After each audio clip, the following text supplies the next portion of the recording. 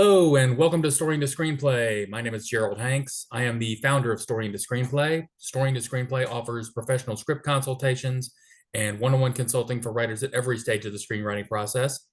And my guest today is Professor Karla Fuller. She is currently an associate professor in the Department of Cinema and Television Arts at Columbia College Chicago. She was also a freelance script reader for New Line Cinema, Miramax, and numerous other production companies. And today we're going to talk about her book, Do the Right Thing, Storytelling Secrets of Five Screenplays That Embrace Diversity. And Karla, thank you for joining me today. Thank you. It's my pleasure. Great. For those people who may not be familiar with your work, how did you get started in screenwriting? Well, it started at Columbia University School of the Arts. I had the privilege of studying with Melina Jelinek, who was associated with Milos Forman, One Flew Over the Cuckoo's Nest, Amadeus, The People versus Larry Flint. He was the chair at the time. And she was from the Czech Republic like he was. But she was a wonderful teacher, and she encouraged us to dig deep and not be afraid to do that with our screenwriting work. And what inspired you to write this wonderful book? Well, thank you for calling it wonderful. That's so nice of you. Um, Actually, students and instructors asked me about a book, a screenwriting book that was more diverse in terms of its approach and more inclusive in terms of its approach. So I thought, okay, I'm trying to fill a gap here, not to denigrate what's out there already, because there are so many excellent screenwriting books, but I was trying to fill a gap for students, not just students of color, but all students, younger students who wanted sort of a different point of view, different movies covered as examples. So I was just, again, trying to fill a gap that was there in the literature. And in the introduction, you said that popular films like Black Panther, Crazy Rich Asians, those films deliver diverse experiences in terms of on-screen representation, but you also said that they don't exactly convey personal stories of underrepresented audiences. What advice would you give to writers who want to tell those deeply personal stories and still attract that same level of mainstream success? That's a tough one. Um, I think that when you have films like Black Panther, Crazy Rich Asians, um, you're going in for a experience that's part spectacle, part large scale. I think the goals are really different for that type of film. You certainly can get personal, and characters matter, and what they feel matters in those films. Otherwise, they don't work. But I was thinking about smaller scale films that students would be able to make initially, because I think pretty much all of them will be starting small and starting independent. So they asked me, give us examples that are like that. So that's, again, I'm not dissing, the bigger pictures, but it's a different experience. I like those pictures as well, and I think you should watch them in a movie theater because the surround sound and all the people being with you.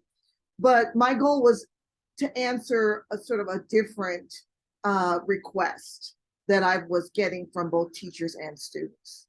Okay. And with that in mind, in terms of approaching a more low budget, more smaller approach to films, the ones that you mentioned in the book are ones like Moonlight, Get Out, Roma, Mudbound, Always Be My Maybe. Now, obviously, those are all really different genres. Moonlight and Roma were both big Oscar-winning dramas. Get Out was a smash hit and launched Jordan Peele's career. Mudbound was a period drama. Always Be My Maybe was pretty much a straightforward rom-com. What do you see as the common thread among those films that aspiring writers could take away and use in their own writing? Well, it's interesting because I guess the common thread is that they were from diverse filmmakers. That's the common thread. I wanted actually a lot of difference within the films, within the book. So I was thinking specifically of different genres because a lot of times students feel like genre and personal filmmaking is, a conflict, but genre can be used to do very personal filmmaking depending on what you do with that genre and how you work that genre. So I kind of went less for similar, but more for different. That rom-com is in there because it's different, and most people don't analyze comedy at all. They don't include it. And also, there were two dramas in there, Moonlight and Roma, uh, and that's fine. But you're not restricted to dramas if you decide to do something personal and intimate. So I was looking to mix it up actually, more than having the same type of film or a really clear through line. Now, you also mentioned like the differences in genre. Like I said, you wanted to take a wide approach to genre when you did this book. Uh, like I said, it's in my position as a script reader. Like I said, I read a lot of scripts, and especially when I see stories with underrepresented characters, that they usually tend to be the more drama oriented, the more issue oriented. What would be your advice to writers in terms of how they approach those stories? That whenever they develop their characters, that they tend that at least from the scripts that I've seen, they tend to develop the characters more around their identity than around their motivations as characters. Hmm. How would you advise writers to approach that? That's an excellent question. It's a really good question. Um, I don't think the two are antithetical.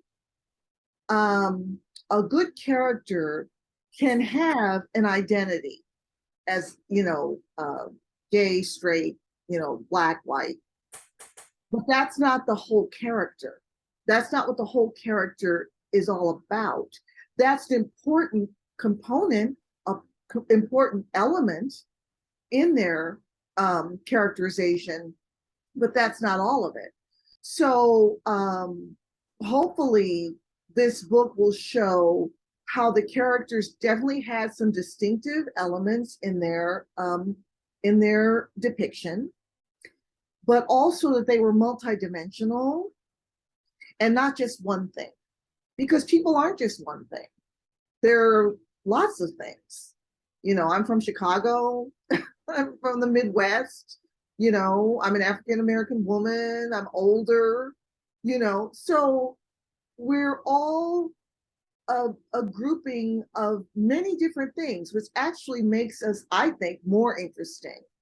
And the kind of filmmaking that I'm hoping will come out of this book are multi-dimensional characters like life, except better. Now, you mentioned the importance of developing characters and developing multidimensional characters in a script. And I know before you got into teaching, you were a script reader for New Line and for Miramax and for several other production companies. Now, in your experience as a reader, what do you remember is basically the smallest mistake that you saw that most often killed a script's chances? What's the one little mistake that absolutely destroyed a script's chances for you? Typos. Typos, Has just one word. nothing to do, has nothing to do with the content. It has to do with the presentation. And if you can't get the basic presentation right, they're not going to have a lot of confidence in the content. So people say, what do you mean typos? That's my story's great. It's like, no, how you present it in a professional manner is just as important, especially at that early phase. So as a reader, that was really a red flag. Now, like I said, I share that same experience as a script reader, so I see that all the time. Just like how a typo can just take you completely out of the narrative experience that the script's trying to generate. Now, that's in terms of the presentation side. What about in terms of the storytelling side? What do you think is the smallest the mistake that breaks the script the most? I think not getting the story going quickly enough. I'm not one of those people that say, well, if you don't get me in the first 10, 15 pages, I'm not reading the rest of it. No, I always sort of wanted to give it a chance and give feedback to the writer. And I couldn't do that if I didn't finish the script. But the first, you got to start the story going, like from page one. You have to grab us. And I think I would say less experienced writers tend to be talking too much at the beginning, and you want to be very visual. You want to capture us visually without words. Once we're settling down and we're getting our soda and popcorn and everything, just don't hit us with a lot of words at the very beginning. So that's what I would say in terms of content that I would suggest to beginning writers. Now, jumping back to the big blockbusters that we talked about, it's like obviously the biggest blockbuster factor the last 15 years has been the Marvel movies. Like I said, Wakanda Forever just came out. Now you mentioned that Black Panther stories like that, really, you said they don't really deliver a deeply personal story. And what would you say about some of the Marvel movies and the Disney Plus, especially like the latest wave, like the Disney Plus shows, like Falcon and Winter Soldier touched on the Tuskegee experiment, and Ms. Marvel did an episode in the India-Pakistan partition, and Moon Knight had Egyptian writer and director and lead actress, and Shang-Chi was about the story of a estranged father and son, and Wakanda Forever is a story about grief and loss. Do you see these shows and movies as a step in the right direction?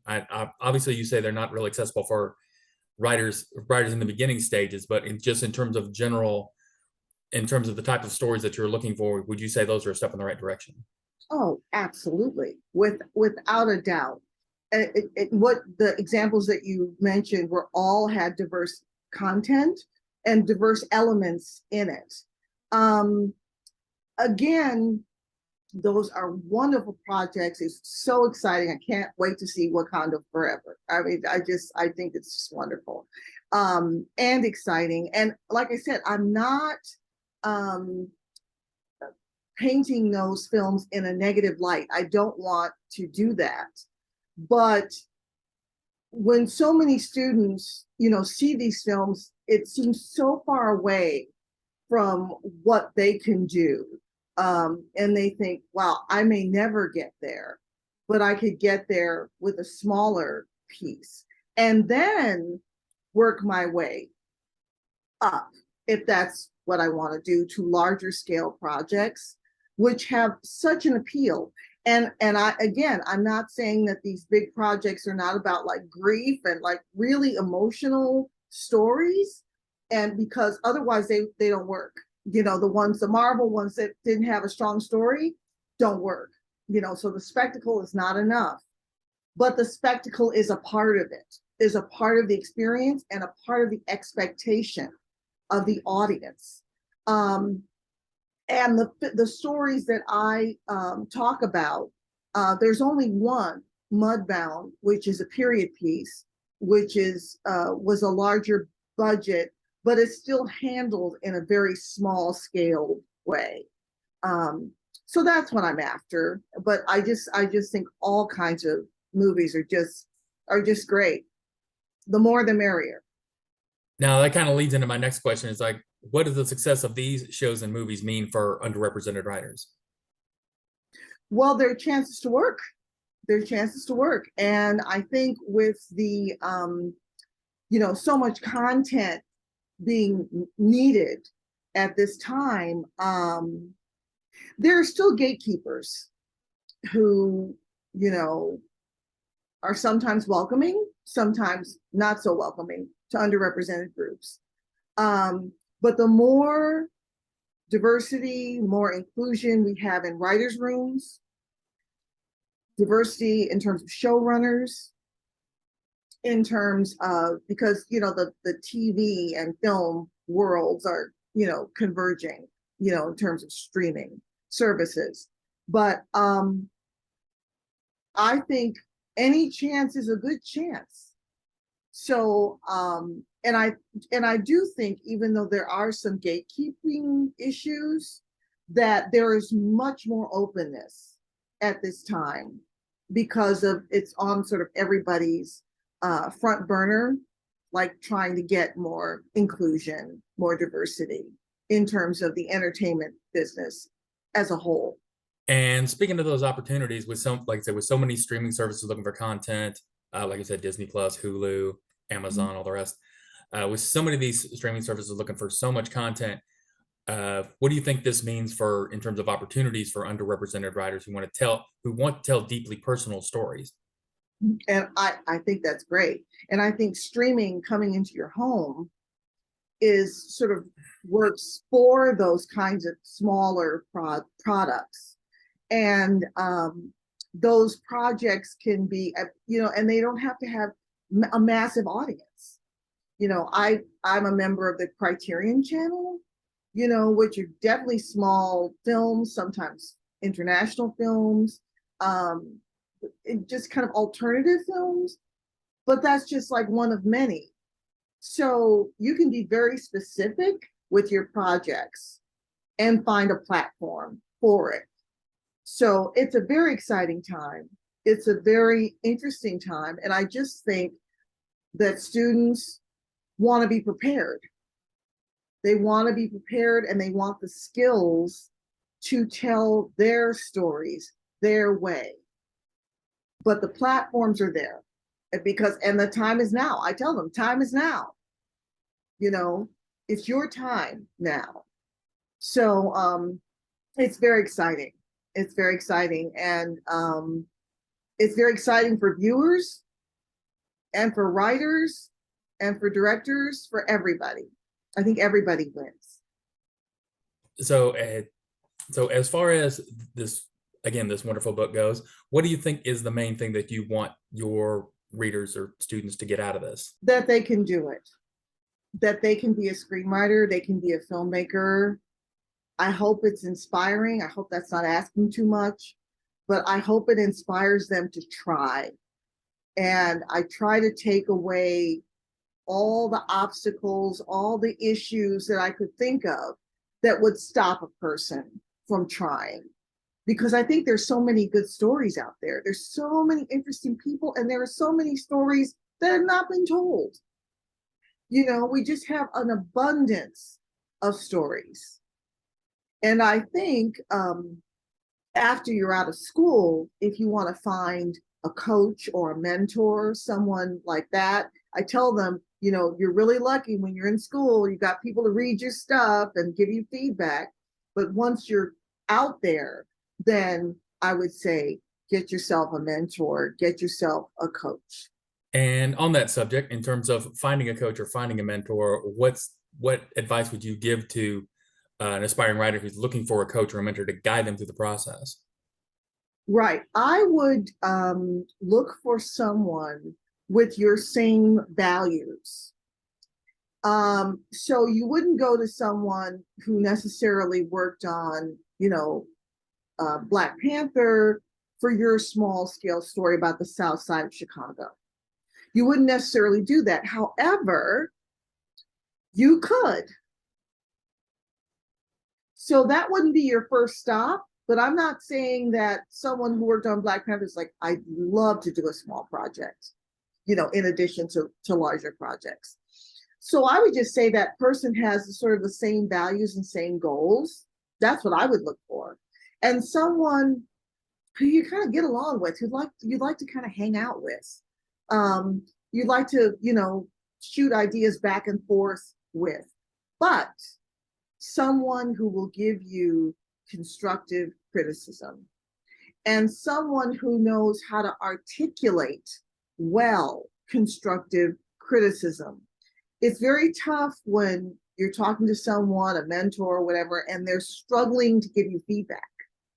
The people who are just know how to articulate their ideas, know how to help emerging writers and emerging filmmakers are the ones that you want. And again, they don't always have to work small scale. You may find a wonderful mentor who does bigger movies and who wants to dabble in smaller movies as well. But I would just look for those values, and I would look for someone that you basically get along with. Well, if anyone has any questions for you about the book or about your classes, how would they be able to reach you? Oh, email is the best way to reach me. I'm at kfuller, Fuller, at column, COLUM.edu. That's the best way to get to me. And I answer my emails even when I'm awake in the middle of the night. Okay, I'll be sure to tack that on to the end of the video to make sure everybody sends you email about asking you all kinds of questions in the middle of the night. Oh boy. And once again, the book is called Do the Right Thing. You can pick it up at Amazon.com. You can pick it up at MWP.com. And Professor, I want to thank you for joining me today. Thank you. It's been my pleasure.